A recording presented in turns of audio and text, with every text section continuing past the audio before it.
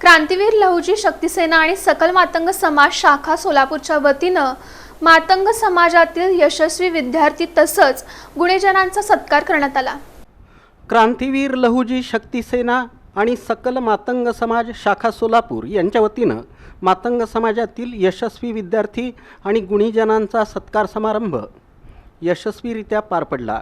समाज कल्याण केंद्र रंगभवन इथं आयोजित करण्यात आलेल्या या कार्यक्रमात मातंग समाजातील इयत्ता 10वी आणि 12वी परीक्षेत उत्तीर्ण झालेल्या 50 विद्यार्थिनींचा सत्कार डिक्शनरी, तुळशीरोप, पेन आणि प्रशस्तीपत्र देऊन करण्यात आला।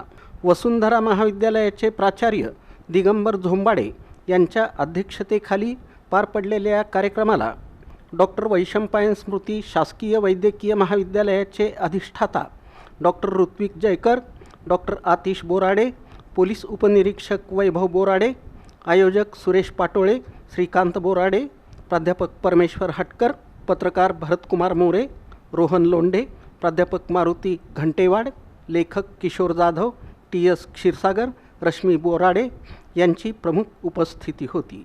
कार्यक्रमाच्या सुरुवातीला डॉक्टर दिगंबर झोंबाडे यांची वसुंधरा महाविद्यालयाच्या प्राचार्यपदी नियुक्ती झाल्याबद्दल आणि वैभव बोराडे यांनी महाराष्ट्र राज्य लोकसेवा आयोगाच्या खात्याअंतर्गत घेण्यात आलेल्या पोलीस उपनिरीक्षक परीक्षेत राज्यात प्रथम क्रमांक मिळवल्याबद्दल त्यांचा विशेष सत्कार करण्यात आला।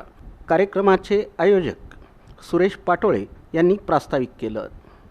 यावेळी नव्यानं नियुक्त झालेले पोलीस उपनिरीक्षक वैभव बोराडे यांनी आपली यशोगाथा विद्यार्थ्यांसमोर मांडली।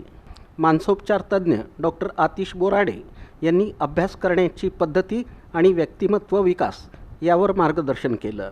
डॉक्टर ऋत्विक जयकर यांनी शासकीय वैद्यकीय महाविद्यालयात सेवेत रुजू झाल्यापासून विद्यार्थ्यांना गुणवत्तापूर्ण शिक्षण देण्यासाठी मी प्रयत्नशील आहे असं सांगितलं।